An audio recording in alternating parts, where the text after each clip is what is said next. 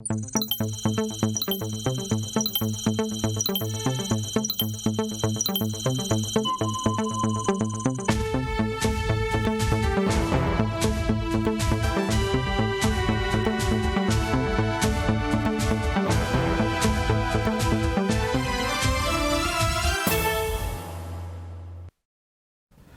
Forum national de la réconciliation est reporté, a indiqué ce matin le ministre d'État chargé de la réconciliation nationale. En audience au siège du chef de file de l'opposition politique, Zéphirin Diabré a aussi plaidé pour que l'opposition revienne sur sa décision de ne plus participer aux instances gouvernementales. Plus de 8600 boîtes de conserve de sardines impropres à la consommation ont été saisies à Ouagadougou et à Bobo-Dioulasso par la brigade mobile de contrôle économique et de la répression des fraudes. Sur ces boîtes de conserve, les dates de péremption ont été modifiées pour faciliter leur vente. La brigade appelle à la vigilance en ces temps de fête. Au Mali, début de la phase nationale des assises nationales de la refondation. Pour le président de la transition, le colonel Assimi Goïta, ces assises nationales de la refondation sont capitales pour un nouveau départ au Mali. D'importantes décisions seront prises, notamment sur les prochaines échéances électorales et un possible prolongement de la période de transition. Bonsoir, bienvenue à cette dernière édition de l'information sur Truy TV. Au siège du chef de file de l'opposition politique ce matin, le ministre d'État auprès du président du Faso chargé de la réconciliation nationale a été reçu en audience par Edi Kombego. Zéphirin Diabré a fait le déplacement pour demander à l'opposition de revenir sur la table du Forum national de la réconciliation. Prévu en janvier 2022, ce Forum national est reporté à une date s'inédiée. L'annonce a été faite par le ministre d'État à cette audience. Yassine Sawadko.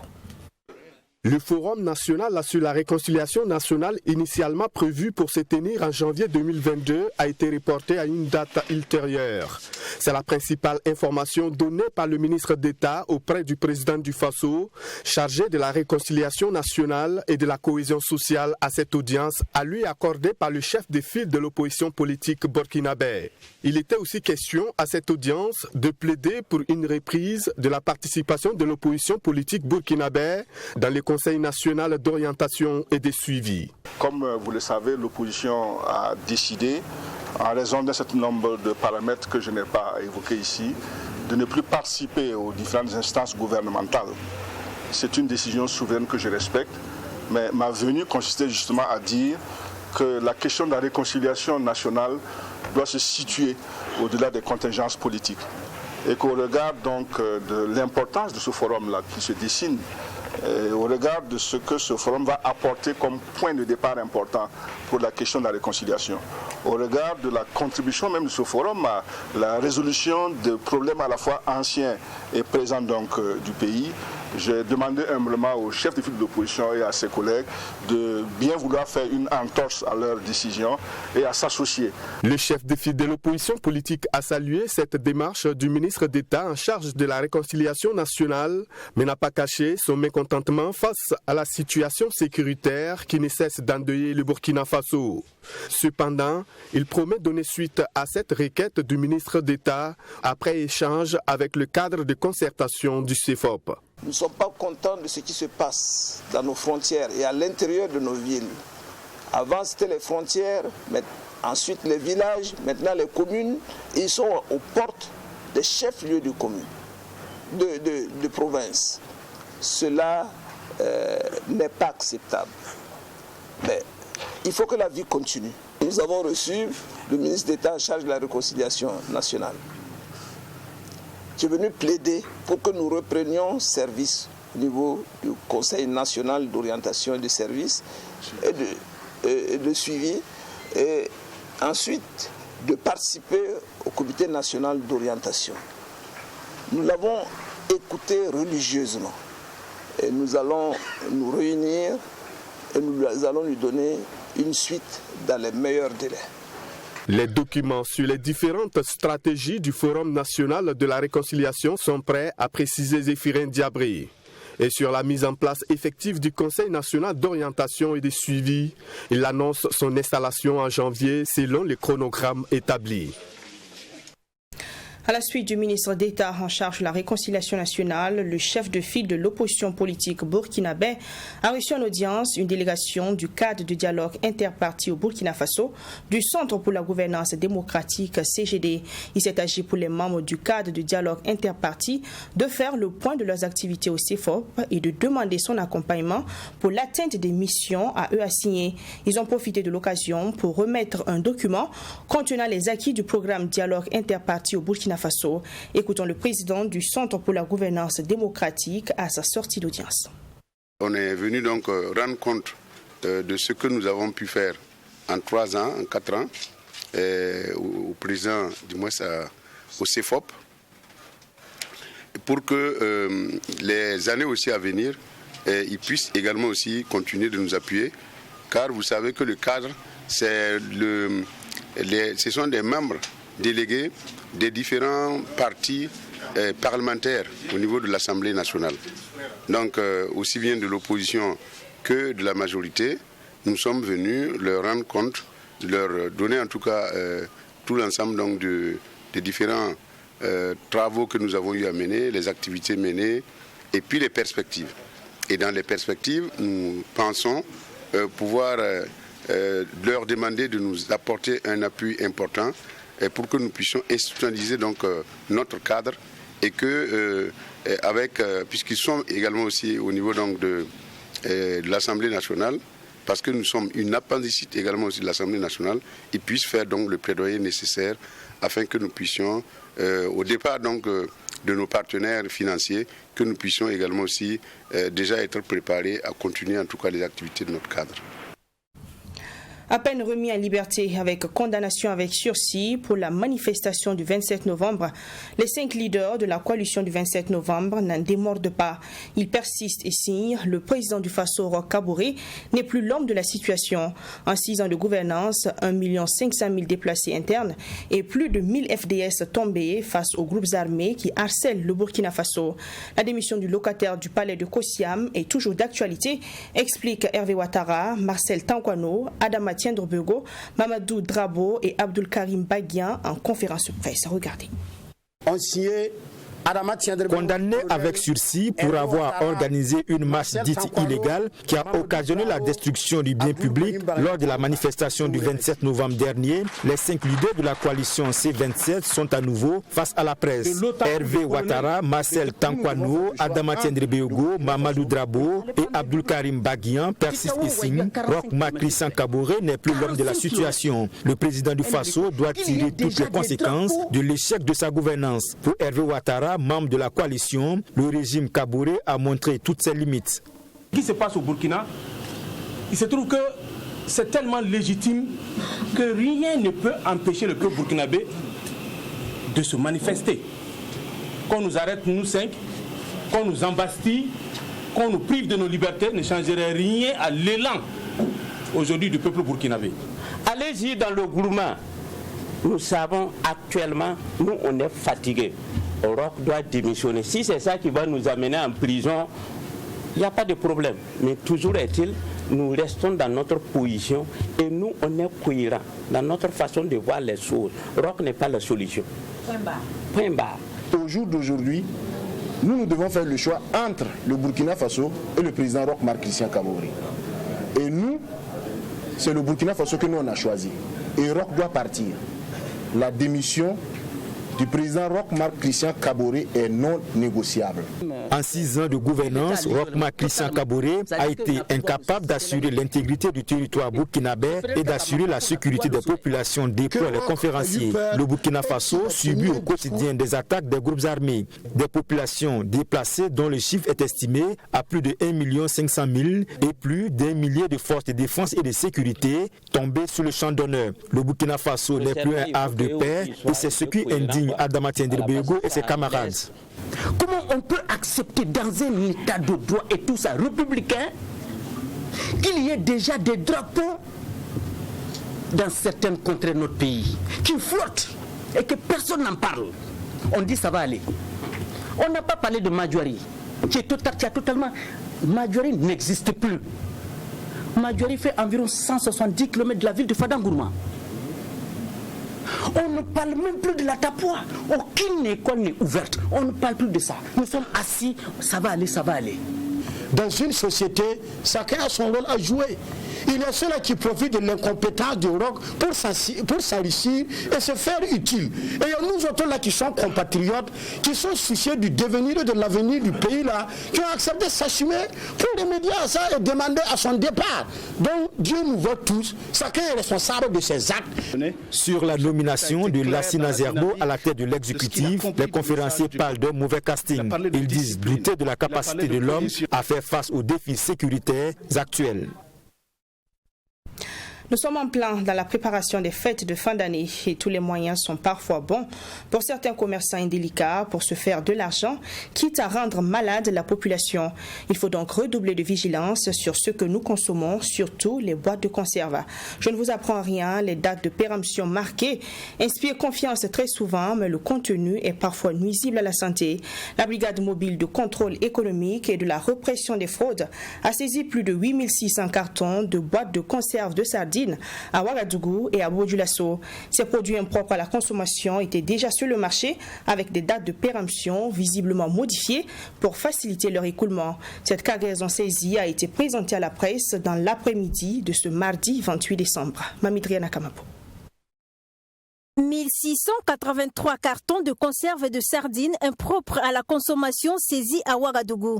Cette prise de la brigade mobile de contrôle économique et de la répression des fraudes a été possible grâce à la collaboration de la population. Avant ce butin, les investigations avaient permis de mettre hors du circuit de la vente et de la consommation plusieurs milliers de cartons de boîtes de conserve dans la ville de Bobo Dioulasso. L'affaire a commencé à Bobo Dioulasso, au secteur 20 de Bobo Dioulasso, et les investigations nous ont amenés dans d'autres quartiers de Bobo Dioulasso et à Ouagadougou. À Bobo Dioulasso, nous avons saisi plus de 7000 cartons, et ici vous avez 1683 cartons de sardines qui contiennent 50 boîtes de sardines. Oui, une partie des produits avait déjà été écoulée, mais nous avons pu en tout cas retirer le maximum de ces produits-là au regard en fait de la quantité qui avait déjà été importée. La saisie de ces boîtes de conserve a été précédée par des analyses au laboratoire national de santé publique. Et ce sont les résultats qui ont justifié le retrait de ces denrées du marché, a précisé le coordonnateur général de la brigade mobile de contrôle économique et de la répression des fraudes, Yacouba Bila. Le commerçant indélicat a reçu un avertissement et doit payer une amende de 20 millions de francs CFA. Ici, le produit n'est pas périmé. C'est certainement dû à des conditions de conservation. Vous voyez, il y a une nauséabonde qui se dégage. C'est la conservation qui n'a pas été bonne et c'est ça qui a détérioré en fait le produit. Je pense que ces produits-là sont saisis, c'est ce que nous avons fait. Et une partie a déjà fait l'objet de destruction à Bobo Dioulasso, notamment les 7000 cartons le 20 décembre dernier. Le propriétaire a été sanctionné conformément aux dispositions réglementaires en vigueur. Nous l'avons averti, en tout cas pour qu'il ne recommence pas en tout cas, ce genre de transactions. Considérée comme un délinquant primaire, cette sanction est conforme à la réglementation selon le coordonnateur de la brigade. Des investigations sont en cours dans d'autres villes du pays, a-t-il précisé. Après cette présentation de la saisie aux hommes de médias, la présente cargaison sera incinérée. À la suite de ce 20h, le comité de revue du programme budgétaire Transformation et écosystème numérique et celui du développement d'infrastructures de communication électronique ont tenu leur deuxième session au titre de l'année 2021, ce 28 décembre à Ouagadougou. Occasion pour ces comités d'examiner les derniers rapports budgétaires de leur projet. Le compte-rendu de la cérémonie d'ouverture avec Fatima Tanikema. e-Burkina est le programme d'identification unique pour l'intégration régionale et l'inclusion en Afrique de l'Ouest au Burkina Faso-Wiri sont les deux projets qui composent le programme budgétaire Transformation et écosystème numérique. Ces projets ambitionnent améliorer la capacité et l'utilisation des technologies de l'information et de la communication par les administrations publiques et privées et fournir à au moins 85% de la population burkinabé une identité unique reconnue par le gouvernement. Si le plan de travail budgétaire et annuel du projet e-Burkina est de 44,58% pour le taux d'exécution du projet et de 14,39% pour le taux d'exécution financière, le projet Wiri, lui, est encore à ses débuts. Donc cette seconde session va consister surtout à l'examen et à l'adoption des instruments de travail de l'année 2022. J'entends par là le PTBA, donc le plan de travail budgétaire et annuel de l'année 2022 et également le plan de passation des marchés pour cette année-là, pour les 2 projets qui sont dans ce programme budgétaire. C'est un cadre d'échange qui compte aussi faire le point des activités des projets du programme budgétaire, développement des infrastructures de communication électronique, DISA. Occasion d'adopter le programme de travail et de budget annuel des projets que comprend ce programme budgétaire pour 2022. Aujourd'hui, c'est le moment pour nous de regarder ce qui a été fait jusqu'en fin novembre pour ce que nous avons arrêté au début de l'année. Comment l'exécution a pu se faire, qu'est-ce qu'il y a comme difficulté. Donc, c'est un bilan partiel, mais qui nous permet d'apprécier qu'est-ce que les responsables proposent pour l'année 2022 en termes de programme d'activité et de budget, parce que c'est ça qui est important. Il faut que le comité statutairement puisse amender et valider ces programmes de travail, ces budgets, pour que dès le début de l'année, les projets et programmes soient opérationnels. Le programme budgétaire consacré au développement d'infrastructures de communication électronique est composé de 3 projets. Il s'agit du projet régional ouest africain d'infrastructures de communication au Burkina Faso, financement additionnel. Projet d'appui au développement des technologies de l'information et de la communication au Burkina Faso, ainsi que le projet Backbone national des télécommunications. Notons que le projet e-Burkina a débuté le 29 juin 2017 et prend fin le 30 juin 2022 avec un financement global de 12 milliards 531 991 000 francs CFA. Le projet Wiri, lui, a une durée d'exécution de 6 ans avec un coût global de 48 milliards 116 800 000 francs CFA. Le Conseil régional du Centre et l'Association des chanteurs traditionnels du Burkina Faso font désormais chemin. Les désormais partenaires ont matérialisé leur collaboration ce matin à travers la signature d'une convention. La dite convention vise à établir une collaboration entre les 2 signataires dans le domaine socio-culturel et éducatif à travers la musique dans la région du Centre. Sanata Siri. À travers cette convention, la région du Centre s'engage entre autres à faciliter la mise en œuvre des activités de l'Association des chanteurs traditionnels du Burkina Faso et à l'impliquer dans le processus d'élaboration de ses politiques et stratégies de développement. Elle entend également accompagner et soutenir l'association dans le cadre du dit partenariat en termes de formation et dans la réalisation de leurs différentes activités. Selon le président du Conseil régional du Centre, le choix de ce partenariat se justifie par le fait que ces acteurs jouent un rôle très important dans la société et pourront accompagner le Conseil régional du Centre dans la mise en œuvre de sa politique de développement. Burkina Faso traverse des périodes difficiles et ces acteurs-là peuvent jouer un rôle important dans l'accompagnement des forces de défense et de sécurité, dans la lutte contre la pandémie à Covid-19 et dans le contenu de leurs chansons. Et c'est de cela qu'il s'agit.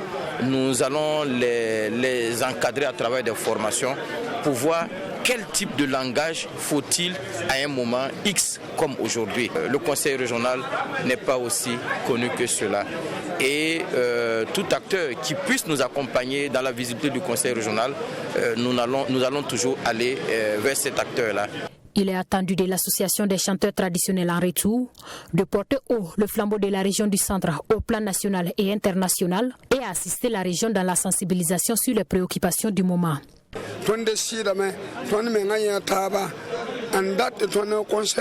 Nous avons décidé aujourd'hui de travailler en collaboration avec le Conseil régional. Nous voulons aussi contribuer au développement de la région du Centre et notre cher pays. Nous jouons un rôle très crucial dans la société. Quand on parle, les gens nous écoutent. Nous nous engageons donc à les accompagner sur tous les fronts. Quel qu'en soit le sujet, nous sommes prêts à les accompagner. Au Burkina Faso, nous avons au moins 63 langues parlées et on pourra sensibiliser à travers ces différentes langues. De son côté, le Conseil régional s'est engagé à nous accompagner comme il peut.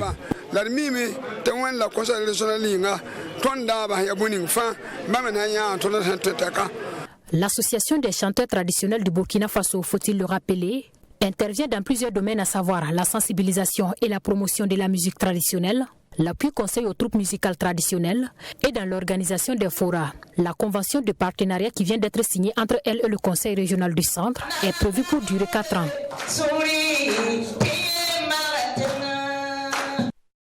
Au ministère de la Santé, ce 28 décembre, ce sont 115 agents de santé qui ont été distingués par la qualité de leur travail dans ce contexte marqué par la pandémie à coronavirus. Dans ce contexte difficile ajouté à la crise sécuritaire, le ministre de la Santé, Charlemagne Ouedraogo, a invité ses collaborateurs à plus de solidarité pour relever les nombreux défis du secteur de la santé. Abdoulrahim Niaye.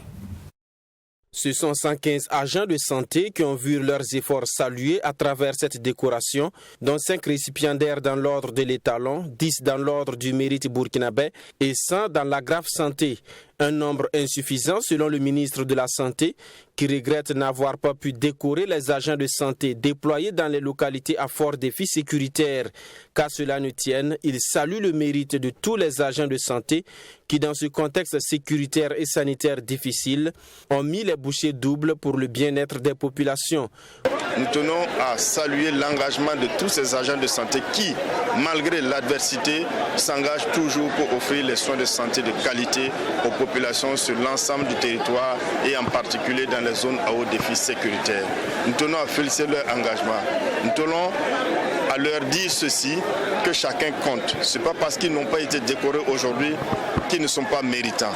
Ils sont déjà les plus méritants comparativement à ceux qui habitent dans les villes.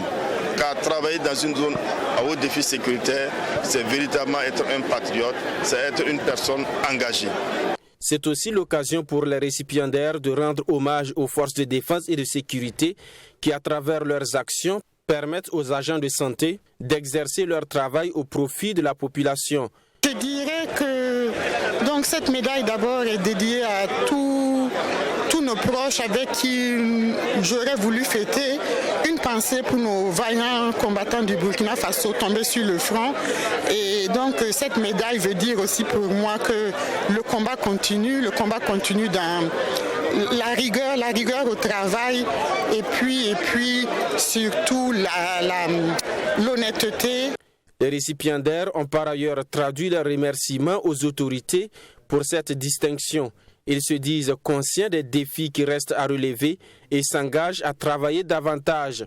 Cette décoration, d'abord, c'est beaucoup d'émotions et également de la joie, de la reconnaissance et de la gratitude envers Dieu le Père Tout-Puissant qui m'a donné la vie et la santé et qui m'a donné aussi la force de travailler jusqu'à ce jour.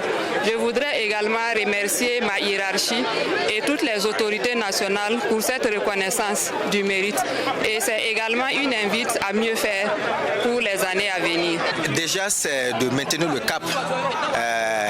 Essayer de faire mieux que ce que nous avons pu faire. Et comme je vous le disais tantôt, nous, l'exploit individuel n'est pas ce qui est recommandé, ce qui est demandé. Et nous allons nous investir davantage à ce que la culture, en tout cas du travail d'équipe, soit bien promue.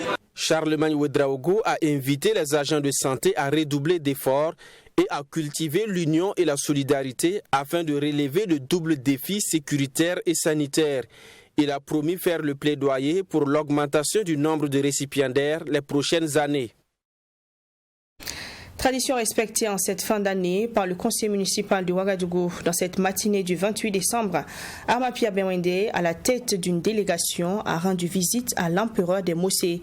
L'objet de cette visite est de demander conseil et bénédiction au Mogonaba dans la gestion de la commune de Ouagadougou dans ce contexte de crise sécuritaire. Il était également question pour le maire de traduire ses vœux au Mogonaba à quelques jours de l'année 2022. Sans plus de commentaires, direction le palais du Mogonaba où s'est tenue cette audience. C'est avec Maxime Jean-Eudes Bambara.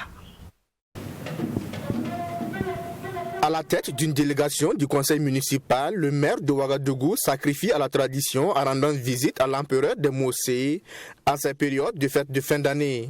Arma Benwende dit être venu traduire ses vœux au Mogonaba et demander conseil et bénédiction pour une meilleure gestion de la ville dans ce contexte de crise sanitaire et sécuritaire. Vous savez que notre pays traverse en ce moment des difficultés sur le plan sécuritaire, sur le plan sanitaire qui met à mal la cohésion sociale.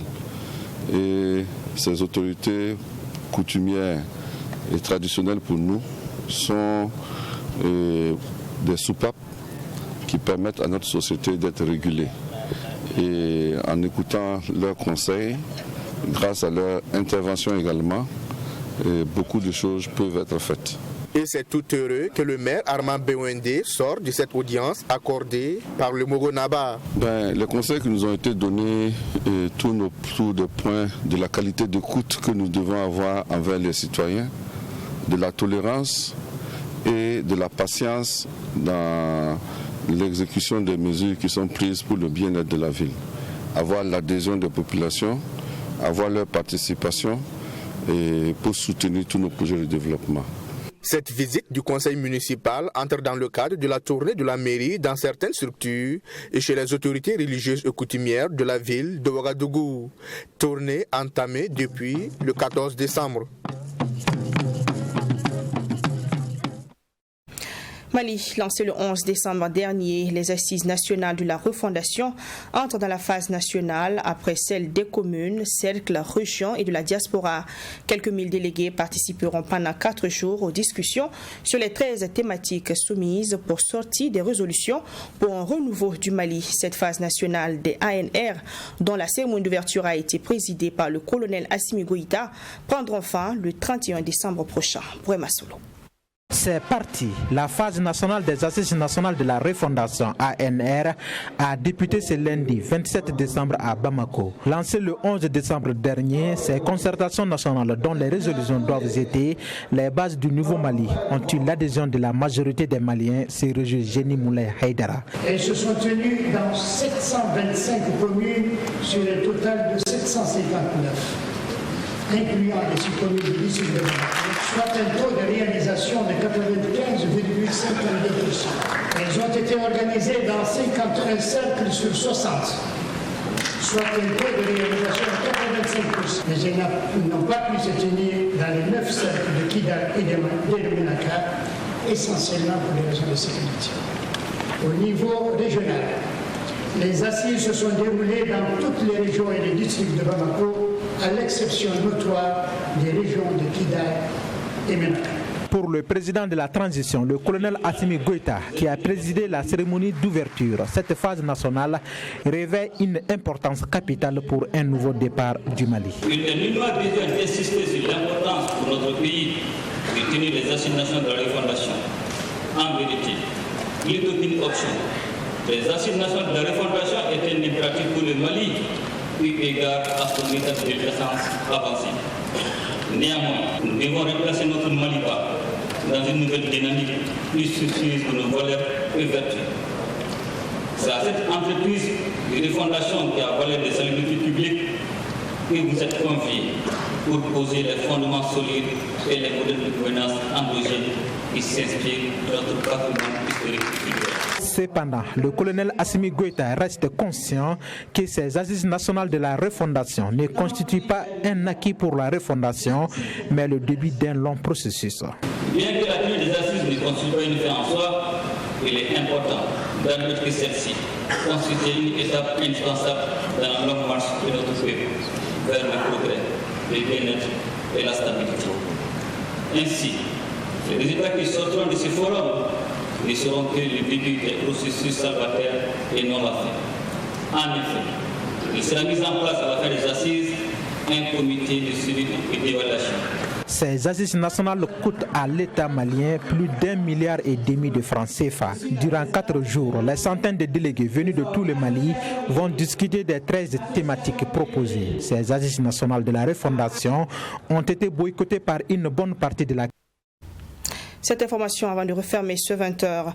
La Société burkinabé de télévision SBT et l'Union burkinabé des éditeurs privés de services de télévision UBS TV, dans un communiqué conjoint, informent les téléspectateurs que les deux parties ont trouvé un accord pour le rétablissement des signaux des programmes de télévision, objet de suspension depuis le 9 décembre 2021. Cet accord va permettre de poursuivre les échanges en vue de trouver une solution durable pour garantir l'accès des populations au contenu tenue des médias audiovisuels nationaux.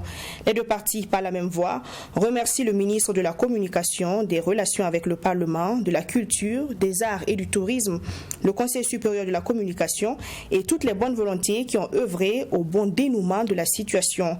Elle s'excuse auprès du public des désagréments que cette interruption a pu causer. Le communiqué conjoint est signé ce jour, 28 décembre 2021. C'est la fin de cette édition. Merci d'avoir accordé du temps à ce journal. Je vous retrouve demain, même heure, même chaîne, pour un nouveau journal. Bonsoir.